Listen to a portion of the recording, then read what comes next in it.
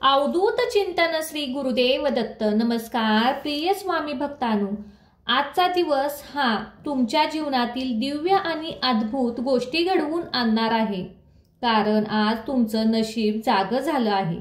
म्हणूनच भक्तांनो, स्वामींचा आजचा हा व्हिडिओ तुमच्या समोर आलेला आहे। भक्तांनो, तुमचेही मन शांत नाही का? एखादं काम हाती घेतलं की त्यात सतत अडथळे येतात, असे वारंवार घडत असेल तर स्वामी समर्थ महाराजांचा हा मंत्र ऐका। भक्तांनो, स्वामी समर्थ महाराज आता तुमच्याकडे पाहत आहेत। त्यांची कृपा तुमच्या दिशेने वाहू लागली आहे। तुम्ही फक्त या मंत्रासाठी 10 मिनिटे मनापासून द्या, श्रद्धेने ऐका आणि बघा कसं हळूहळू जीवनात अंधार संपून उजेड येतोय। या मंत्राच्या आवाजात इतकी दिव्य स्पंदने आहेत की तुमच्या घरात सकारात्मक ऊर्जा प्रवाह निर्माण करतात। तुम्ही हा मंत्र मोबाईलवर 20 मिनिटे चालू ठेवा। घरातील नकारात्मक शक्ती नष्ट होईल, भांडणे कमी होतील, वातावरण प्रसन्न होईल आणि तुमच्या मनात एक अज्ञात शक्तीचा अनुभव येईल। प्रिय भक्तांनो, असे काही तुम्ही महत्त्वाचे काम सुरू करता आणि मध्येच उदास होते, उत्साह हरतो आणि सतत निगेटिव्ह विचार मनात येतात, तर आज हा तुमच्यासाठी मंत्र घेऊन आलेला आहे स्वामी समर्थांचा। तुम्हाला सांगत आहे की माझं नामस्मरण कर, मी तुझ्या पाठीशी आहे असे स्वामी सांगतात। ऐकशील तेव्हा तुला जाणवेल कोणीतरी अदृश्य शक्ती तुझ्या डोक्यावरून हात फिरवत आहे। तुझे मन हलके होते, तुझं आयुष्य नव्या मार्गाने पुढे जाण्यासाठी। स्वामी भक्तांनो, तुमचा स्वामींवरील विश्वास अजूनही जिवंत आहे ना? तर कमेंट बॉक्समध्ये श्री स्वामी समर्थ हा शब्द टाईप करा। त्यांच्याशी जोडले जा आणि ऊर्जेशी एकरूप होणे आणि नामस्मरण तुमचं सर्व काही बदलू शकतं। तुमची काही इच्छा असेल, एखादं स्वप्न अपूर्ण असेल, तर हा मंत्र ऐकताना मनात स्वामींच्या चरणी लीन करा, इच्छा स्वामी चरणी अर्पण करा। नामस्मरणात इतकी ताकद आहे की नशिबाची दिशा ही बदलू शकते। भक्तांनो, आज तुम्हाला हा मंत्र फक्त 10 मिनिटे ऐकायचा आहे। जीवनात बदल घडेल, तुमचे मन प्रसन्न होईल, मार्गातील प्रत्येक अडथळे स्वामी कृपेने दूर होतील। प्रिय भक्तांनो, ही संधी स्वतः स्वामी समर्थ महाराजांनी दिलेली आहे, ती वाया घालवू नका। त्यासाठी काही मोठे करण्याची गरज नाही, फक्त हा मंत्र श्रद्धेने आणि शुद्ध मनाने ऐका। हा मंत्र 108 वेळा ऐका, शक्य असल्यास 1008 वेळा ऐका। तुमच्या मनातील प्रत्येक शंका दूर होईल, प्रत्येक संकट क्षीण होईल आणि तुम्हाला जाणवेल की आता स्वामी समर्थ महाराज स्वतः तुमच्या जीवनात कार्यरत झाले आहेत। या मंत्राचा जप हा केवळ साधना नाही, ते तुमचे जीवन परिवर्तन घडवणारा प्रवास आहे। तो प्रवास जे दुःख आनंदाकडे नेतो, अंधारातून प्रकाशाकडे नेतो आणि या सहित श्रद्धेच्या मार्गावर चालण्यास शिकवतो। म्हणून भक्तांनो, आजचा दिवस स्वामींना समर्पित करा, मन एकाग्र करा आणि दिव्य मंत्र ऐकायला सुरुवात करा, कारण आजपासून तुमचे जीवनात बदल सुरू होणार आहे। परिवर्तनाचा एक नवा पर्व स्वामी समर्थ महाराजांच्या आशीर्वादाने तुमच्या प्रत्येक श्वासात सामावलेला आहे। प्रत्येक पावलावर स्वतः सोबत स्वामी असणार आहेत। चला तर मग भक्तांनो, आता ऐकूया आजचा हा दिव्य मंत्र, जो तुमच्या जीवनात आनंद, समृद्धी आणि शांतीचा नवा प्रवाह आणणार आहे। ओम नमो भगवते करुणामय दत्त अवताराय श्री स्वामी समर्थाय नमः। ओम नमो भगवते करुणामय दत्त अवताराय श्री स्वामी समर्थाय नमः। ओम नमो भगवते करुणामय दत्त अवताराय श्री स्वामी समर्थाय नमः। ओम नमो भगवते करुणामय दत्त अवताराय श्री स्वामी समर्थाय नमः। ओम नमो भगवते करुणामय दत्त अवताराय श्री स्वामी समर्थाय नमः। ओम नमो भगवते करुणामय दत्त अवताराय श्री स्वामी समर्थाय नमः। ओम नमो भगवते करुणामय दत्त अवताराय श्री स्वामी समर्थाय नमः। ओम नमो भगवते करुणामय दत्त अवताराय श्री स्वामी समर्थाय नमः। ओम नमो भगवते करुणामय दत्त अवताराय श्री स्वामी समर्थाय नमः। ओम नमो भगवते करुणामय दत्त अवताराय श्री स्वामी समर्थाय नमः। ओम नमो भगवते करुणामय दत्त अवताराय श्री स्वामी समर्थाय नमः। ओम नमो भगवते करुणामय दत्त अवताराय श्री स्वामी समर्थाय नमः। ओम नमो भगवते करुणामय दत्त अवताराय श्री स्वामी समर्थाय नमः। ओम नमो भगवते करुणामय दत्त अवताराय श्री स्वामी समर्थाय नमः। ओम नमो भगवते करुणामय दत्त अवताराय श्री स्वामी समर्थाय नमः। ओम नमो भगवते करुणामय दत्त अवताराय श्री स्वामी समर्थाय नमः। ओम नमो भगवते करुणामय दत्त अवताराय श्री स्वामी समर्थाय नमः। ओम नमो भगवते करुणामय दत्त अवताराय श्री स्वामी समर्थाय नमः। ओम नमो भगवते करुणामय दत्त अवताराय श्री स्वामी समर्थाय नमः। ओम नमो भगवते करुणामय दत्त अवताराय श्री स्वामी समर्थाय नमः। ओम नमो भगवते करुणामय दत्त अवताराय श्री स्वामी समर्थाय नमः। ओम नमो भगवते करुणामय दत्त अवताराय श्री स्वामी समर्थाय नमः।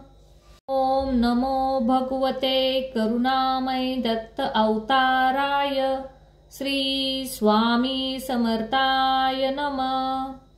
ओम नमो भगवते करुणामय दत्त अवताराय श्री स्वामी समर्थाय नमः।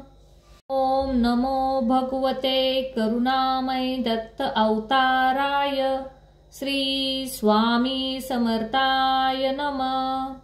ओम नमो भगवते करुणामय दत्त अवताराय श्री स्वामी समर्थाय नमः।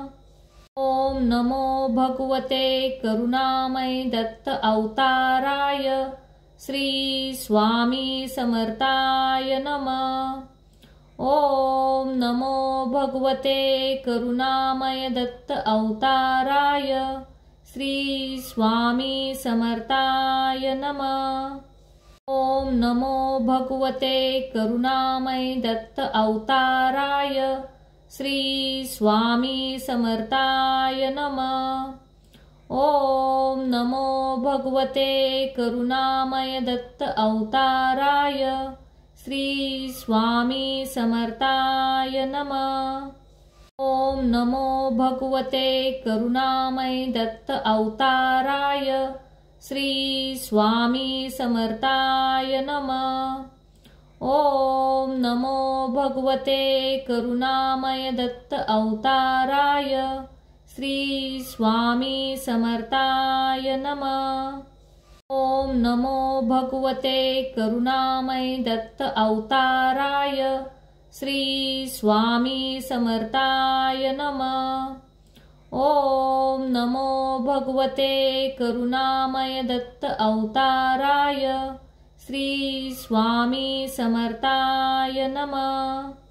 ओम नमो भगवते करुणामय दत्त अवताराय श्री स्वामी समर्थाय नमः। ओम नमो भगवते करुणामय दत्त अवताराय श्री स्वामी समर्थाय नमः। ओम नमो भगवते करुणामय दत्त अवताराय श्री स्वामी समर्थाय नमः। ओम नमो भगवते करुणामय दत्त अवताराय श्री स्वामी समर्थाय नमः। ओम नमो भगवते करुणामय दत्त अवताराय श्री स्वामी समर्थाय नमः। ओम नमो भगवते करुणामय दत्त अवताराय श्री स्वामी समर्थाय नमः। ओम नमो भगवते करुणामय दत्त अवताराय श्री स्वामी समर्थाय नमः। ओम नमो भगवते करुणामय दत्त अवताराय श्री स्वामी समर्थाय नमः। ओम नमो भगवते करुणामय दत्त अवताराय श्री स्वामी समर्थाय नमः। ओम नमो भगवते करुणामय दत्त अवताराय श्री स्वामी समर्थाय नमः। ओम नमो भगवते करुणामय दत्त अवताराय श्री स्वामी समर्थाय नमः। ओम नमो भगवते करुणामय दत्त अवताराय श्री स्वामी समर्थाय नमः। ओम नमो भगवते करुणामय दत्त अवताराय श्री स्वामी समर्थाय नमः। ओम नमो भगवते करुणामय दत्त अवताराय श्री स्वामी समर्थाय नमः। ओम नमो भगवते करुणामय दत्त अवताराय श्री स्वामी समर्थाय नमः। ओम नमो भगवते करुणामय दत्त अवताराय श्री स्वामी समर्थाय नमः। ओम नमो भगवते करुणामय दत्त अवताराय श्री स्वामी समर्थाय नमः। ओम नमो भगवते करुणामय दत्त अवताराय श्री स्वामी समर्थाय नमः। ओम नमो भगवते करुणामय दत्त अवताराय श्री स्वामी समर्थाय नमः। ओम नमो भगवते करुणामय दत्त अवताराय श्री स्वामी समर्थाय नमः।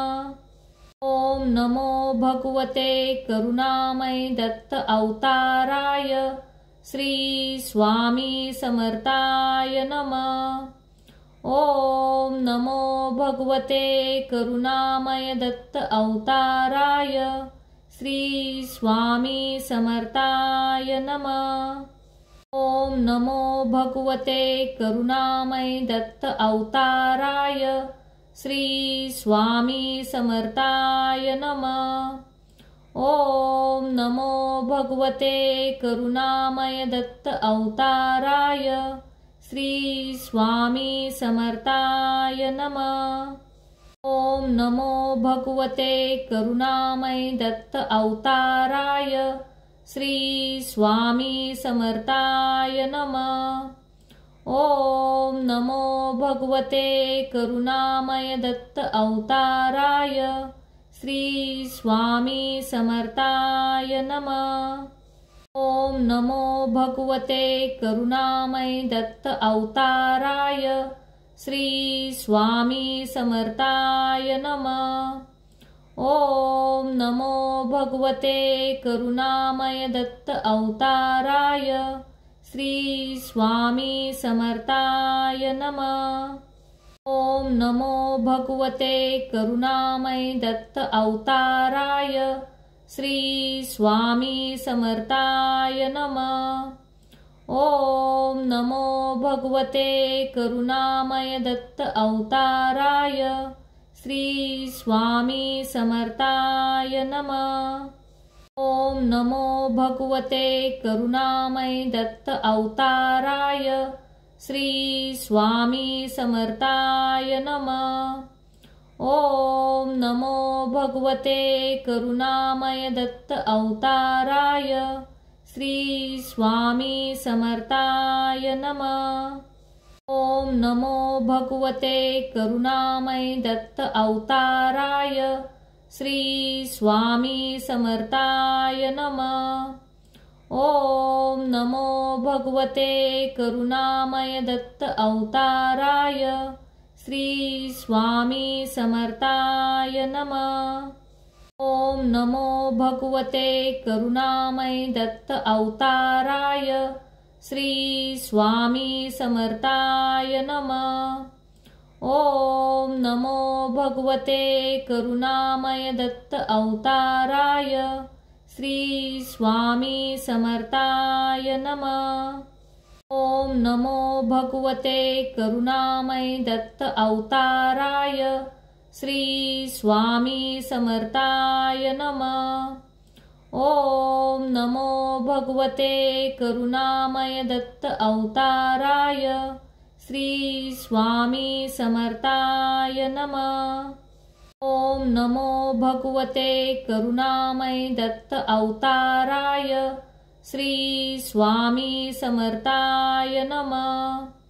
ओम नमो भगवते करुणामय दत्त अवताराय श्री स्वामी समर्थाय नमः।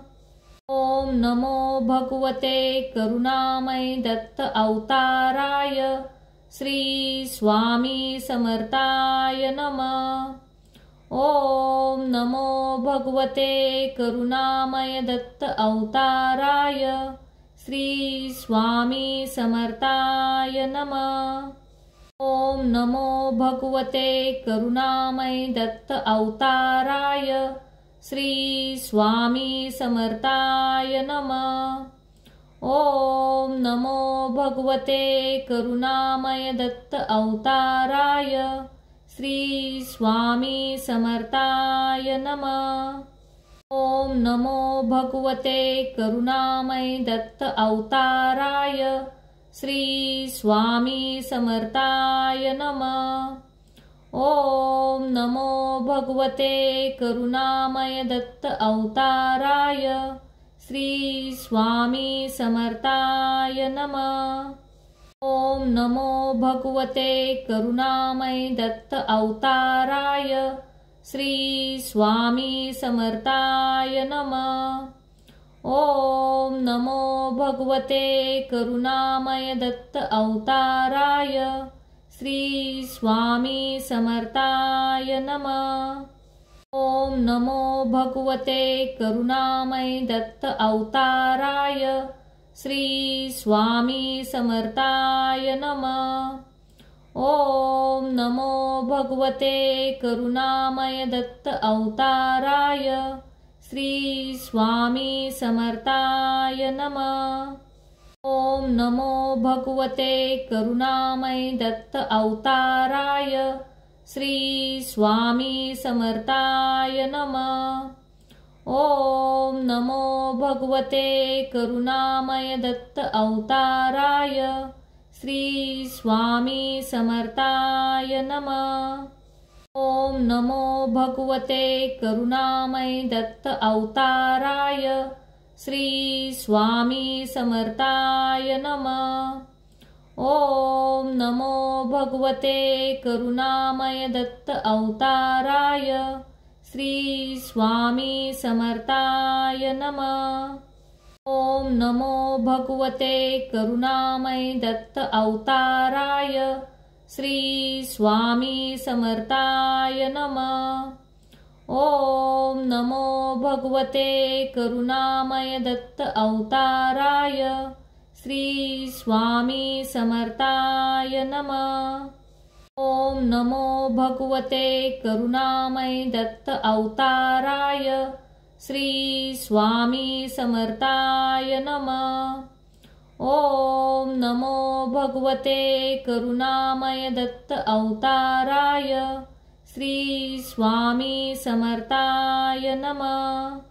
ओम नमो भगवते करुणामय दत्त अवताराय श्री स्वामी समर्थाय नमः।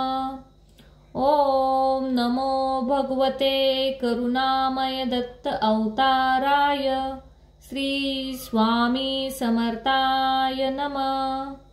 ओम नमो भगवते करुणामय दत्त अवताराय श्री स्वामी समर्थाय नमः।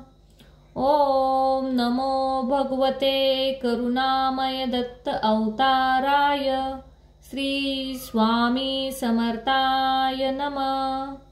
ओम नमो भगवते करुणामय दत्त अवताराय श्री स्वामी समर्थाय नमः। ओम नमो भगवते करुणामय दत्त अवताराय श्री स्वामी समर्थाय नमः।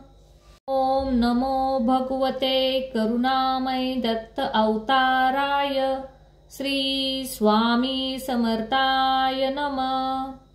ओम नमो भगवते करुणामय दत्त अवताराय श्री स्वामी समर्थाय नमः। ओम नमो भगवते करुणामय दत्त अवताराय श्री स्वामी समर्थाय नमः। ओम नमो भगवते करुणामय दत्त अवताराय श्री स्वामी समर्थाय नमः। ओम नमो भगवते करुणामय दत्त अवताराय श्री स्वामी समर्थाय नमः।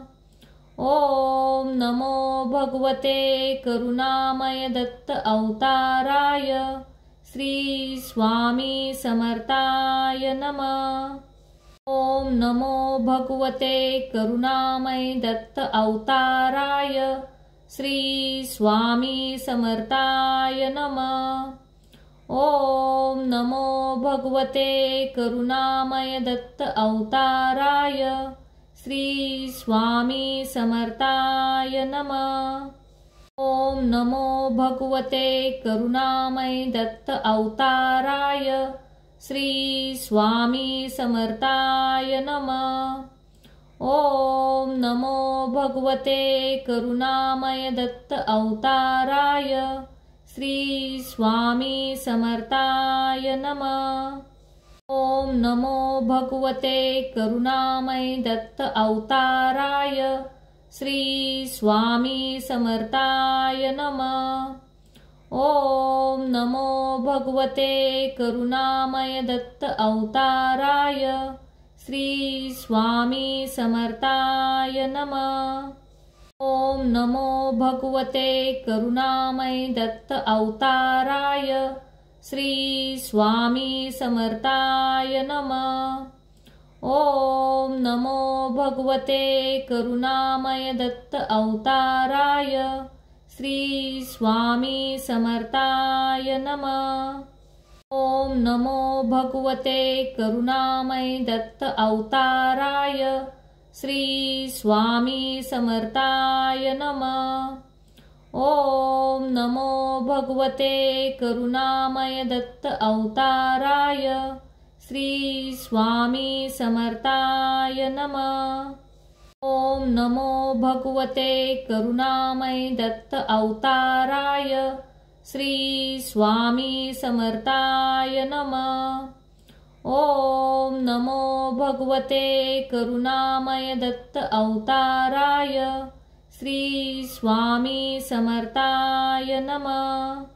ओम नमो भगवते करुणामय दत्त अवताराय श्री स्वामी समर्थाय नमः। ओम नमो भगवते करुणामय दत्त अवताराय श्री स्वामी समर्थाय नमः। ओम नमो भगवते करुणामय दत्त अवताराय श्री स्वामी समर्थाय नमः। ओम नमो भगवते करुणामय दत्त अवताराय श्री स्वामी समर्थाय नमः। ओम नमो भगवते करुणामय दत्त अवताराय श्री स्वामी समर्थाय नमः। ओम नमो भगवते करुणामय दत्त अवताराय श्री स्वामी समर्थाय नमः। ओम नमो भगवते करुणामय दत्त अवताराय श्री स्वामी समर्थाय नमः। ओम नमो भगवते करुणामय दत्त अवताराय श्री स्वामी समर्थाय नमः। ओम नमो भगवते करुणामय दत्त अवताराय श्री स्वामी समर्थाय नमः। ओम नमो भगवते करुणामय दत्त अवताराय श्री स्वामी समर्थाय नमः। ओम नमो भगवते करुणामय दत्त अवताराय श्री स्वामी समर्थाय नमः। ओम नमो भगवते करुणामय दत्त अवताराय श्री स्वामी समर्थाय नमः। ओम नमो भगवते करुणामय दत्त अवताराय श्री स्वामी समर्थाय नमः।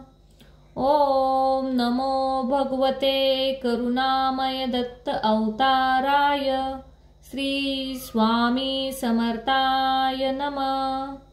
ओम नमो भगवते करुणामय दत्त अवताराय श्री स्वामी समर्थाय नमः। ओम नमो भगवते करुणामय दत्त अवताराय श्री स्वामी समर्थाय नमः। ओम नमो भगवते करुणामय दत्त अवताराय श्री स्वामी समर्थाय नमः। ओम नमो भगवते करुणामय दत्त अवताराय श्री स्वामी समर्थाय नमः। ओम नमो भगवते करुणामय दत्त अवताराय श्री स्वामी समर्थाय नमः। ओम नमो भगवते करुणामय दत्त अवताराय श्री स्वामी समर्थाय नमः। ओम नमो भगवते करुणामय दत्त अवताराय श्री स्वामी समर्थाय नमः। ओम नमो भगवते करुणामय दत्त अवताराय श्री स्वामी समर्थाय नमः। ओम नमो भगवते करुणामय दत्त अवताराय श्री स्वामी समर्थाय नमः। ओम नमो भगवते करुणामय दत्त अवताराय श्री स्वामी समर्थाय नमः। ओम नमो भगवते करुणामय दत्त अवताराय श्री स्वामी समर्थाय नमः। ओम नमो भगवते करुणामय दत्त अवताराय श्री स्वामी समर्थाय नमः। ओम नमो भगवते करुणामय दत्त अवताराय श्री स्वामी समर्थाय नमः। ओम नमो भगवते करुणामय दत्त अवताराय श्री स्वामी समर्थाय नमः। ओम नमो भगवते करुणामय दत्त अवताराय श्री स्वामी समर्थाय नमः। ओम नमो भगवते करुणामय दत्त अवताराय श्री स्वामी समर्थाय नमः। ओम नमो भगवते करुणामय दत्त अवताराय श्री स्वामी समर्थाय नमः। ओम नमो भगवते करुणामय दत्त अवताराय श्री स्वामी समर्थाय नमः।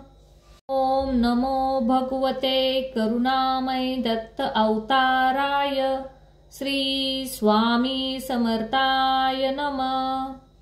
ओम नमो भगवते करुणामय दत्त अवताराय श्री स्वामी समर्थाय नमः।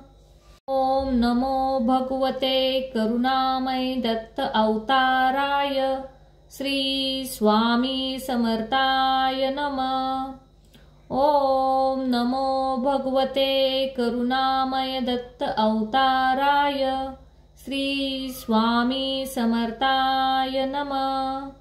ओम नमो भगवते करुणामय दत्त अवताराय श्री स्वामी समर्थाय नमः। ओम नमो भगवते करुणामय दत्त अवताराय श्री स्वामी समर्थाय नमः। ओम नमो भगवते करुणामय दत्त अवताराय श्री स्वामी समर्थाय नमः। ओम नमो भगवते करुणामय दत्त अवताराय श्री स्वामी समर्थाय नमः। ओम नमो भगवते करुणामय दत्त अवताराय श्री स्वामी समर्थाय नमः। ओम नमो भगवते करुणामय दत्त अवताराय श्री स्वामी समर्थाय नमः। ओम नमो भगवते करुणामय दत्त अवताराय श्री स्वामी समर्थाय नमः। ओम नमो भगवते करुणामय दत्त अवताराय श्री स्वामी समर्थाय नमः। ओम नमो भगवते करुणामय दत्त अवताराय श्री स्वामी समर्थाय नमः। ओम नमो भगवते करुणामय दत्त अवताराय श्री स्वामी समर्थाय नमः। ओम नमो भगवते करुणामय दत्त अवताराय श्री स्वामी समर्थाय नमः। ओम नमो भगवते करुणामय दत्त अवताराय श्री स्वामी समर्थाय नमः। ओम नमो भगवते करुणामय दत्त अवताराय श्री स्वामी समर्थाय नमः। ओम नमो भगवते करुणामय दत्त अवताराय श्री स्वामी समर्थाय नमः। ओम नमो भगवते करुणामय दत्त अवताराय श्री स्वामी समर्थाय नमः। ओम नमो भगवते करुणामय दत्त अवताराय श्री स्वामी समर्थाय नमः। ओम नमो भगवते करुणामय दत्त अवताराय श्री स्वामी समर्थाय नमः। ओम नमो भगवते करुणामय दत्त अवताराय श्री स्वामी समर्थाय नमः। ओम नमो भगवते करुणामय दत्त अवताराय श्री स्वामी समर्थाय नमः। ओम नमो भगवते करुणामय दत्त अवताराय श्री स्वामी समर्थाय नमः। ओम नमो भगवते करुणामय दत्त अवताराय श्री स्वामी समर्थाय नमः। ओम नमो भगवते करुणामय दत्त अवताराय श्री स्वामी समर्थाय नमः। ओम नमो भगवते करुणामय दत्त अवताराय श्री स्वामी समर्थाय नमः। ओम नमो भगवते करुणामय दत्त अवताराय श्री स्वामी समर्थाय नमः। ओम नमो भगवते करुणामय दत्त अवताराय श्री स्वामी समर्थाय नमः। ओम नमो भगवते करुणामय दत्त अवताराय श्री स्वामी समर्थाय नमः। ओम नमो भगवते करुणामय दत्त अवताराय श्री स्वामी समर्थाय नमः।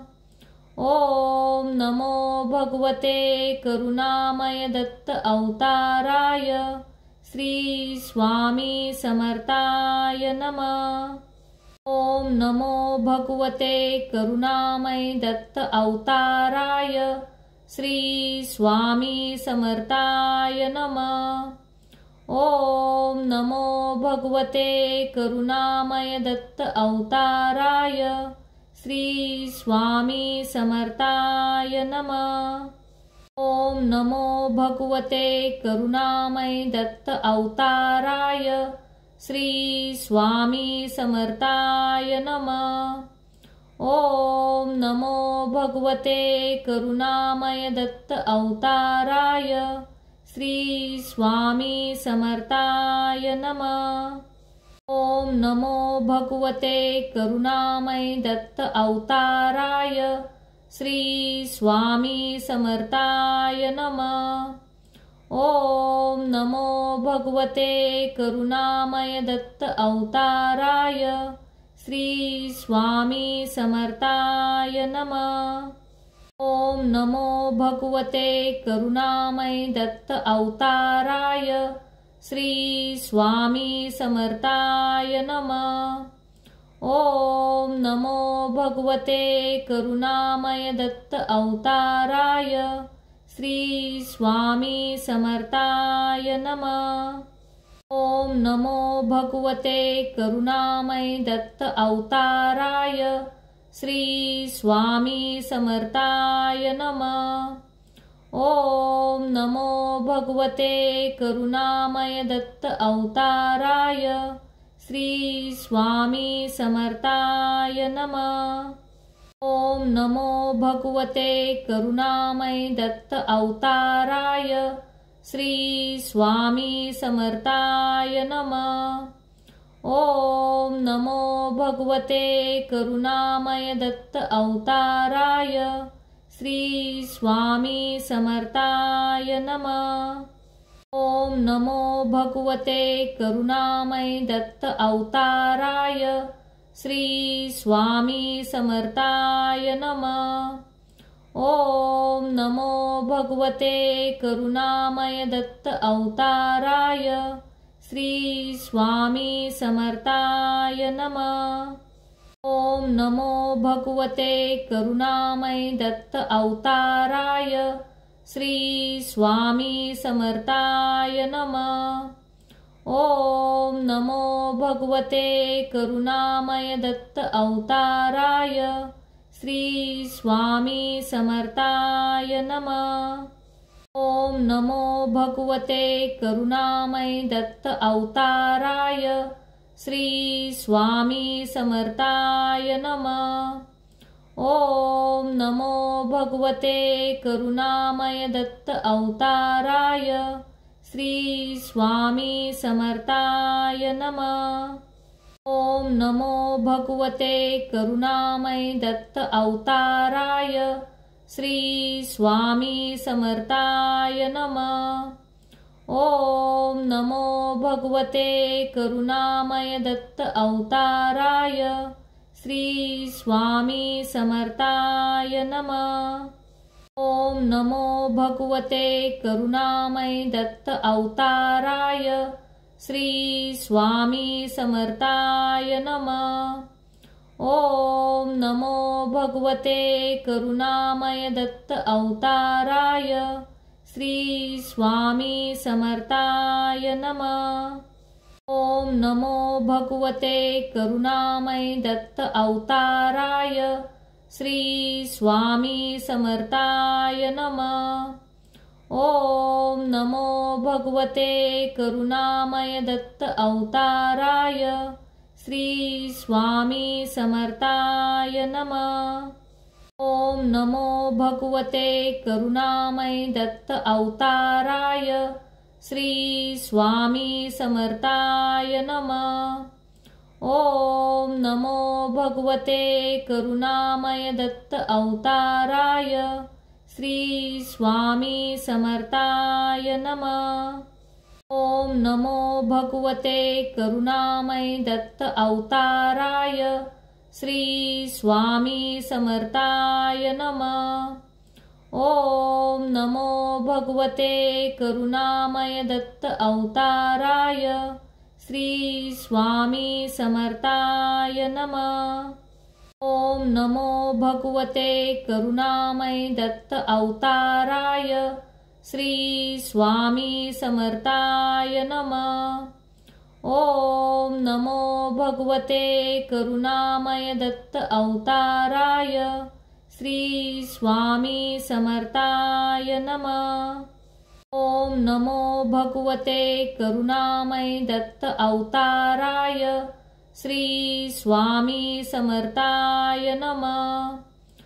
ओम नमो भगवते करुणामय दत्त अवताराय श्री स्वामी समर्थाय नमः। ओम नमो भगवते करुणामय दत्त अवताराय श्री स्वामी समर्थाय नमः। ओम नमो भगवते करुणामय दत्त अवताराय श्री स्वामी समर्थाय नमः।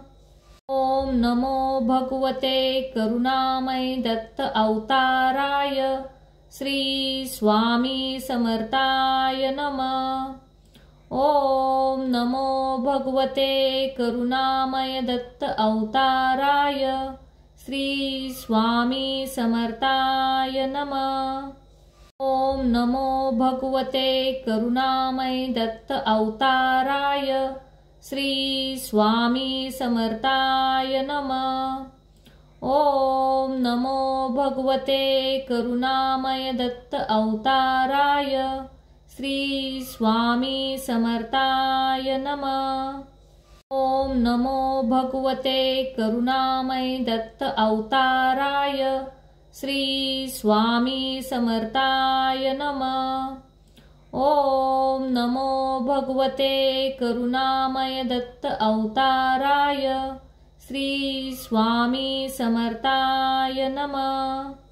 ओम नमो भगवते करुणामय दत्त अवताराय श्री स्वामी समर्थाय नमः।